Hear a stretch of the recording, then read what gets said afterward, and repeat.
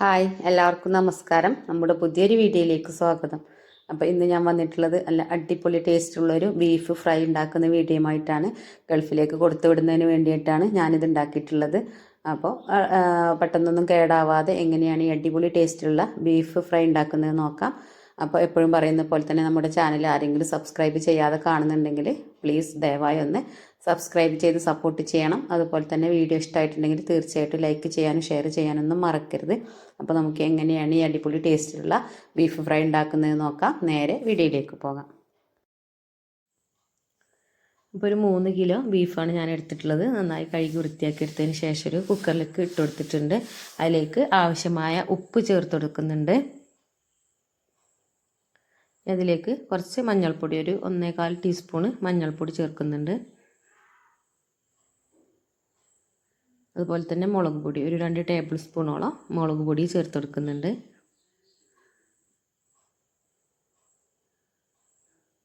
ഒരു 1.5 table spoon മല്ലിപ്പൊടി ഇതിലേക്ക് കുറച്ച് മതി.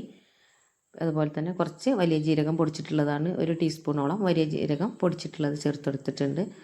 പിന്നീട് ചുവന്നുള്ളി ഒരു 8-10 ചുവന്നുള്ളി ഒന്ന് ചതച്ചെടുത്തിട്ടുള്ളതാണ് ചേർക്കുന്നത്. പിന്നീട് ഇതിലേക്ക് ചേർക്കുന്നത് പച്ചമുളക്, ഇഞ്ചി, വെളുത്തുള്ളി മൂന്നും കൂടി ഒന്ന് ചതച്ചെടുത്തിട്ടുള്ളതാണ്, അതും കൂടി ചേർത്തെടുക്കുന്നുണ്ട്.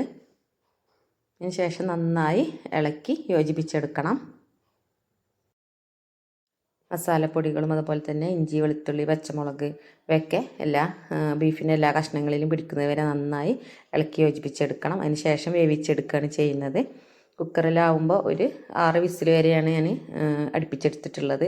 3 വിസിൽ ഫുൾ ഫ്ലെയിമിലിട്ടിട്ടും അതിന് ശേഷം ഫ്ലെയിം കുറച്ചൊരു 3 വിസിലും, അങ്ങനെ 6 വിസിൽ അടുപ്പിച്ച് ആണ് വേവിച്ചെടുക്കേണ്ടത്. അതിൻ്റെ കൂടെ തന്നെ കുറച്ച് ഉലുവ ചേർത്തെടുക്കുന്നുണ്ട്. ഉലുവ പെട്ടെന്ന് ബീഫ് വെന്ത് കിട്ടാനായിട്ട് ഉലുവ ഇട്ട് കൊടുക്കുന്നത് നല്ലതാണ്. പിന്നെ ഉലുവയുടെ ഒരു ടേസ്റ്റും കിട്ടും.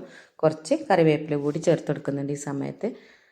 ഇനി ആവശ്യമാണെങ്കിൽ മാത്രം അല്പം ഒരു 1-2 ടീസ്പൂൺ വെള്ളം അടിയിൽ പിടിക്കുമെന്ന് തോന്നുകയാണെങ്കിൽ മാത്രം വെച്ചെടുത്താൽ മതി. അപ്പോൾ അതിന് ശേഷം കുക്കർ മൂടി വെക്കുകയാണ്. ഇനി സ്റ്റൗവിലേക്ക് വെച്ച് ഫ്ലെയിം ഓൺ ചെയ്ത് ഒരു 6 വിസിൽ അടുപ്പിച്ചെടുക്കാം. അതിന് ശേഷം ആണ് ഫ്രൈ ചെയ്തെടുക്കുന്നത്.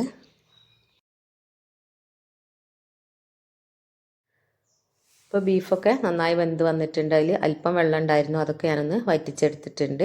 ഇനി ഒരു ഫ്രൈ പാൻ വെച്ച് ഒരു 3 ടീസ്പൂണോളം വെളിച്ചെണ്ണ ഒഴിച്ചെടുത്തിട്ടുണ്ട്. അതിലേക്ക് നമ്മൾ വേവിച്ച് വെച്ചിട്ടുള്ള ബീഫ് ഇട്ട് കൊടുത്ത് ഫ്രൈ ചെയ്തെടുക്കുകയാണ് ചെയ്യുന്നത്. അപ്പോൾ ഈ സമയത്ത് ഫ്ലെയിമൊക്കെ നന്നായി കുറച്ചിരിക്കണം. Law ഫ്ലെയിമിലിട്ടാണ് fry ചെയ്തെടുക്കേണ്ടത്.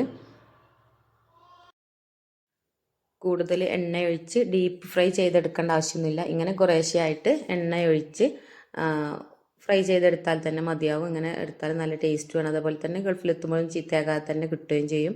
നല്ലോണം ഡ്രൈ ആക്കി എടുത്താൽ മതി. അപ്പോൾ സാവധാനം നമുക്ക് ടൈം എടുത്ത് തന്നെ ഇത് ഫ്രൈ ചെയ്തെടുക്കാം.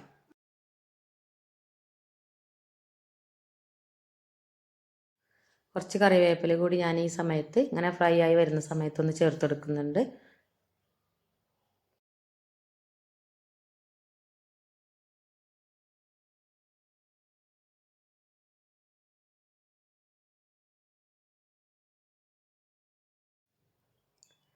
മറ്റേ അടുപ്പിലും ഒരു പാൻ വെച്ച് ഞാൻ ഫ്രൈ ചെയ്തെടുക്കുന്നുണ്ട്. രണ്ടിലും കൂടി ആകുമ്പോൾ പെട്ടെന്ന് തീർന്ന് കിട്ടും. അപ്പോൾ ഇതും ഇങ്ങനെ തന്നെ കുറേശ്ശെ ഓയിൽ ഒഴിച്ച് ഫ്രൈ ചെയ്തെടുക്കുകയാണ് ചെയ്യുന്നത്.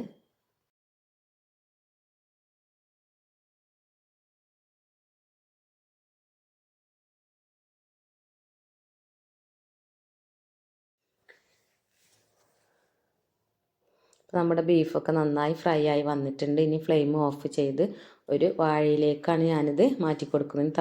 തണുത്തതിന് ശേഷമാണ് പാക്ക് ചെയ്യുക. അപ്പോൾ ഇത് വാഴയിലയിൽ നന്നായി പരത്തിയിട്ടാൽ മതി, പെട്ടെന്ന് തണുത്ത് കിട്ടും.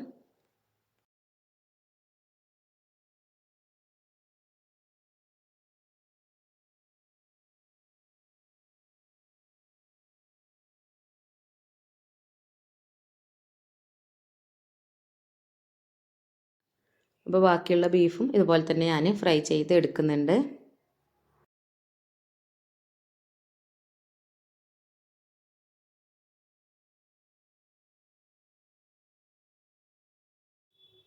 അപ്പോൾ ഇത്രയേ ഉള്ളൂ നമ്മുടെ വീഡിയോ. വളരെ ടേസ്റ്റി ആയിട്ടുള്ള നമ്മുടെ ബീഫ് ഫ്രൈ ഇവിടെ റെഡിയായി വന്നിട്ടുണ്ട്. ഇത് തണുത്ത് കഴിയുന്ന സമയത്ത് പാക്ക് ചെയ്യാവുന്നതാണ്. അപ്പോൾ വീഡിയോ എല്ലാവർക്കും ഇഷ്ടമായി എന്ന് കരുതുന്നു. വീഡിയോ ഇഷ്ടമായിട്ടുണ്ടെങ്കിൽ തീർച്ചയായിട്ടും ലൈക്ക് ചെയ്യാനും ഷെയർ ചെയ്യാനൊന്നും മറക്കരുത്. അതുപോലെ തന്നെ നമ്മുടെ ചാനൽ സബ്സ്ക്രൈബ് ചെയ്ത് സപ്പോർട്ട് ചെയ്യാനൊന്നും മറക്കരുത്. അപ്പോൾ വീണ്ടും നല്ല വീഡിയോസുമായിട്ട് കാണാം. അതുവരേക്കും താങ്ക് യു.